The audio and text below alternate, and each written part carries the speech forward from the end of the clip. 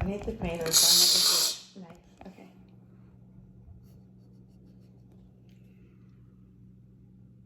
It probably looks like a hot mess, but it's a delicious black bean and cheese quesadilla with sour cream and salsa. And it's what I'm going to be eating today in this episode of Chillin' with Dillon. Episode 8, the first episode I've done after a day off. Today we're going to talk about self-discovery and how to balance the productivity of work that feeds your bank account with the nourishment of work which feeds your soul. So that's what we're going to be talking about today while I eat this food.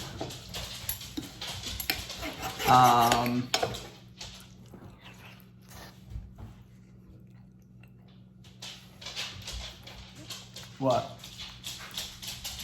Oh, you're wondering how the camera's staying there? Rebecca's with me today, and she'll be talking too. You can show yourself now. Can I come sit at the table? Yeah. You're in control.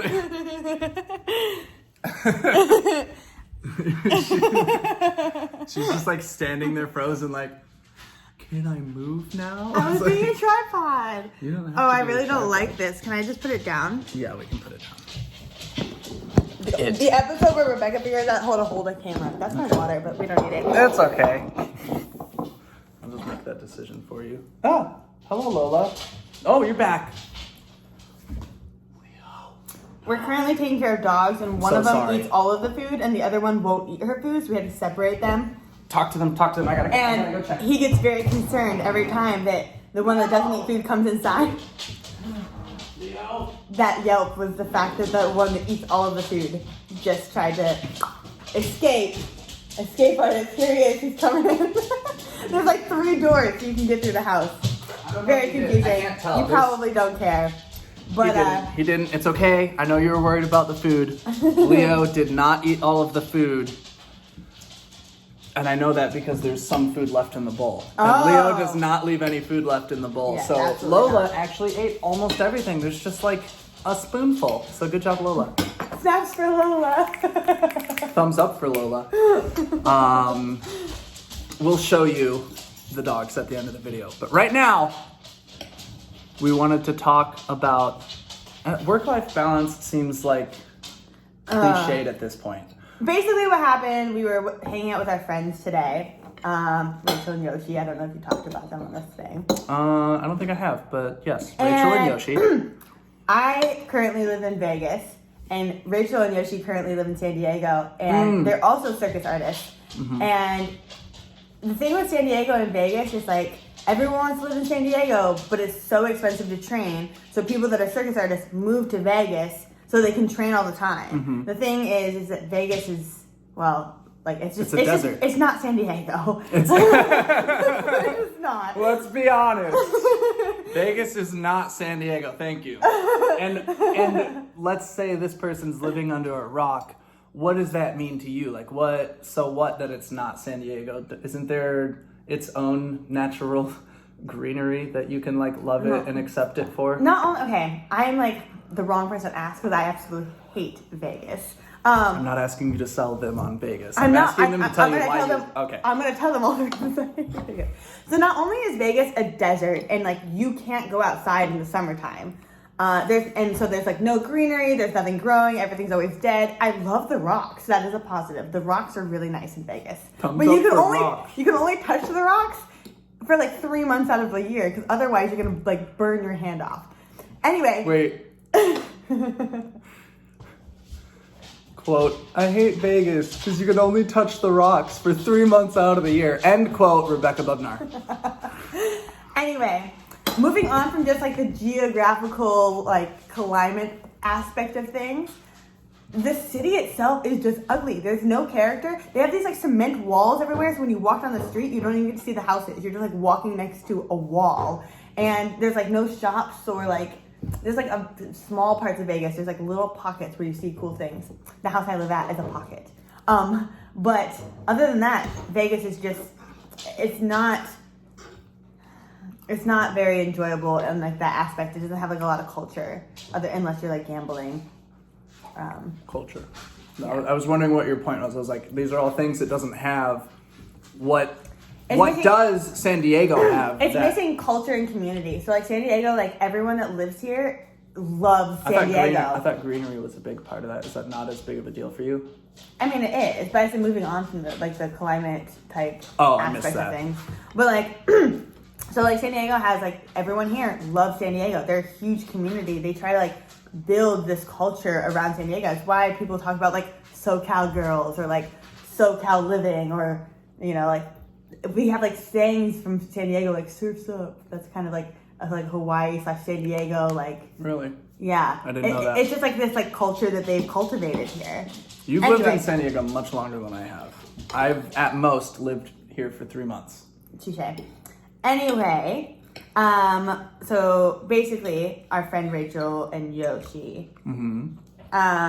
Rachel was talking about. She was talking about how like, hey, I would love to move to Vegas. Like I would love to train all the time, but she's like, but it's not worth it to me. Like this being here, aka being in San Diego, feeds her soul, feeds everything that she needs, and like it nourishes her on a level that it's just like not worth training all the time. And it's interesting for people that are circus artists because we identify with being circus artists, and we identify like that, we make that our life, and so we think that it can like complete us. If we just like do circus all of the time, we'll be complete. It's just not true. Anyway, so we were discussing this just now, and that's why the camera came out. But more specifically, You're so tall. we were talking about. If I lean back, we're good. We were talking about what led you to the Bozu ball analogy. Oh, okay. So like, let's say people think like work-life balance. It's like this, but life isn't two-dimensional, and work itself isn't a one-dimensional thing, and life isn't here, and they're also not very separate. It's all very like. Everything's okay. That's fine. It's all more like here. What did you were making gestures? Basically, I was saying that he recently has been like grinding really hard, but not. Oh, okay. So because we were like, it's hard to find that balance, and I was like, well, I know where I've been on that side of the balance, and she's like, what? And I said, I've been very much on the go to the beach part of things, and then you said, now that you've taken a bite of tomato. Then I said, well, that's not necessarily true. You've been grinding really hard and not necessarily like reaping the rewards of grinding hard, but also not like nourishing yourself well because you weren't balanced. And I was like, it's not just like this. It's like more like a Bosu ball. So you're like trying to like balance in all different dimensions of like, so like you can be productive in all the different ways. So I'm like working really hard at like whatever level of capacity I have right now. But his capacity might be in dampened. whatever field, while also not nourishing myself enough to actually put forth a great enough effort. It's interesting because I feel like your ability to work to a higher capacity is dampened by the fact that you're not nourishing yourself all the way. And not like fulfilling that capacity also doesn't allow you to like take the break and be like, oh, I've been successful at this thing and I've like hit this like level. Now I'm like gonna be able to like take a break. I feel like you're never feeling fulfilled, which is not allowing you to like do the other things. Does that make sense? So I'm also, if I were to liken this to Stephen Covey's system, Dr. Stephen R. Covey is the author of The 7 Habits of Highly Effective People. Okay.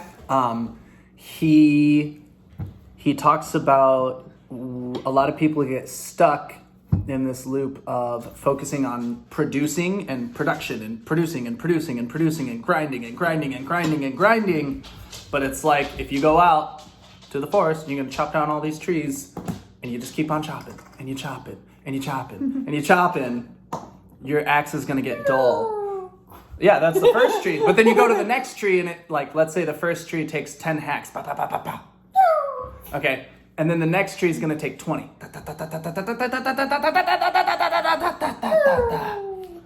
The next tree is going to take 40.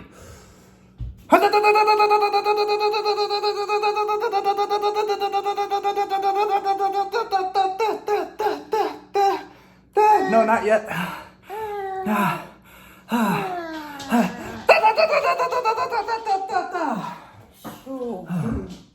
The next tree is going to take 80. I I can make the point. Okay. Basically, exponential. There's a word for this. Where I was going for diminishing returns? Yes. The law of diminishing returns. Where I was going to go with that is, whereas it took me very little effort to chop down the first tree, and it took me a little more effort to chop down the second tree, but it still went down pretty good. If I would have just, after that second tree, or maybe when I was like catching my breath there in the middle of the 40, if I'd have just sharpened the saw while I was catching my breath anyways, or if I'd have stopped after the second tree to sharpen my saw to get it back to 10 chops, I could have just like, bah, and then you're good. So the point is, people, the more you produce, the more you deplete your resources, and the closer to burnout you get. When you stop and focus on production capacity, that's the sharpening of the saw. That's P versus PC is like what he calls it. Production versus production capacity. I've gotten to a point where I'm not producing enough to take the time to work on my production capacity. And then because my production capacity has diminished, I'm not able to produce a lot. And it's like, It reminds me a lot of, so if any of your viewers, I don't know, are into like bodybuilding type stuff, it has a lot to do, you've seen that like that graph where it shows like, if you like keep training, eventually like you won't come back up. Oh, it's, I forget what it is, but it's basically, it graphs out the Recovery rate. the process of, and muscle growth. No,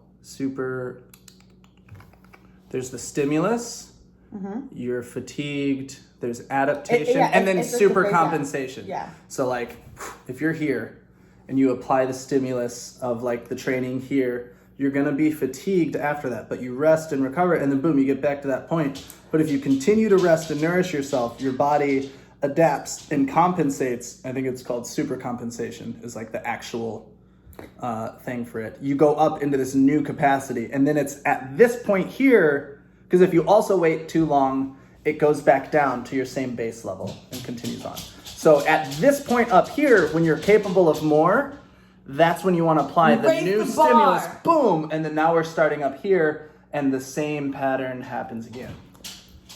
Anyway, I think this can apply to like, just like life and like building yourself up in terms of like business. So it's like I did the stimulus here, and I was in this fatigue point, and then I was like, I don't have what I need. I need to apply the stimulus again. I need to apply the stimulus. I need to. Yeah. Sorry, make your point. I think that was fine. I just think it can be applied to like business and growth and like self recovery in like all aspects, spiritual, like mental, emotional. Do you have any advice for me Ooh. in regards to that right now? You know my life pretty well. I do know your life pretty well. Because it sounds like you're saying that I need to focus more on my production capacity.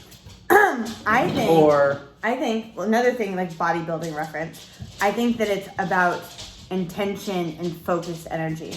Mm-hmm. And I think I've talked to you about this before. If you go like this, you go, if you go back to your tree analogy, if you have this huge tree and you do a chop here and a chop here and a chop here and a chop here and a chop on this tree, you're gonna hit that tree 100 times and it ain't going anywhere. It's just gonna have a whole bunch of marks all over it. Yeah. You have to be focused. You have to hit it 10 times in the same spot. do you know where I should be focusing on? No, that's up to you. What do you think from your outside perspective? What do you think would be the most effective use of my time? Because I'm very obsessed with efficiency in whatever I'm doing, but sometimes I don't stop to step out to look, be like, would this produce the effect that I want in my life? Instead of being like, I'm gonna do this task really efficiently, step back from it and be like, is this actually an effective task to engage with at this time anyways? I think if I were gonna pick two, I think short term coaching. If we're just talking about like solely like financial business production, so growth, like personal training, capacity. or like more virtual lessons. I think tramp wall. Tramp wall. I think you should work on like setting up. You were talking about like setting up like a workshop. I think that's like a great potential for you. I think you have the ability to do it within your capacity, and it won't take a lot of energy from you. to make that happen, but you'll reap a lot of rewards for that, and it will build upon itself. So maybe like when I get back from Costa Rica, plan now for that. That'd be a good idea. I think if anybody's in San Diego area, or they're in Vegas and they want to come to the Trampola Tribe / Junk Tramp House in Fallbrook, California, I can talk with them about setting up like a weekend workshop sometime after March 8th. Yeah. But like very close to that. Because I'm going to be on a roll from Costa Rica. Like, I've learned all these things about coaching and I want to apply it with more people now. But also just like coaching in general. And then I think on the long-term aspect, and I think that it's going to pair well with the coaching because you can do a lot of filming of your coaching. Tramp All You. Okay, cool. Tramp All You was the first thing I was thinking about. I think those are your two, like short-term coaching and like really long-term Tramp All You. But I have like a really hard time like seeking out clients, and I don't know why that is. Seeking out clients to teach? Yeah. It's because you don't stay anywhere long enough for people to ask you. I just met someone in Vegas. I like introduced myself to them and they were just learning trample. And he was like doing back bounces, and then he was like talking about all the things he wants to learn. He was really cool. Him and his girlfriend, what is his name? It's blanking me right now. I only met him for like 5 minutes. Anyway, I ran the... Watch him watch this video and be like, oh, I can't believe that girl... Oh, wait, I don't remember her name either. Anyway, I was like, oh, you guys are trample artists. Like, I haven't seen you around. Like, introduce myself, whatever. And they're like, you want to take a turn? I was like, yeah, sure. So I started like warm up and I started to run the wall. Yeah, we can discuss it later. Okay. I started to run the wall. I want to know who this is. I started to run the wall and they're like, wow, you're so good. How long have you been doing trample? And I was like, only like 4 months or so, but I was a gymnast for a long time, so I picked it up quickly. And I have the benefit of dating one of the best trample artists. And they were like, oh, does he come and train here too? And I was like, unfortunately, he's out of town for the next month, but I'm like, sure, he'll love to meet you guys when you come back. Did you exchange contact info? No, because they were leaving, so. Did you get their Instagram? No, but I'll see. They said that they train there almost every day. So I'm going to see them again. Okay. Anyway, besides the point, you need to stay somewhere long enough for people to be like, hey, I would love to have a private lesson from you. But like... You stayed in Vegas for like 2 weeks and you had a private lesson with... why am I so terrible with names right now? You know her name, Kimberly. Oh, yeah. But they're in California right now, so it actually... Well, actually, I don't know. Anyway, this is just like a lot of like, we're name dropping people you guys don't even know. But that's my advice to you. So the takeaway lessons are focus on 1 or 2 things. And... But also, maybe balance stay your somewhere life. long enough to be effective in those 1 or 2 things. But also... The overarching thing, I think, make is sure to back up. You're getting the things in life that nourish yourself. And then you have a whole hand of productivity. All right. Cool. That's you want to it. sign out? Yeah, this is like 18 minutes long. I know, this is the longest episode of Chillin' Dillon I've ever done. Anyway. That's the sign out. We should get out of here. All right, bye.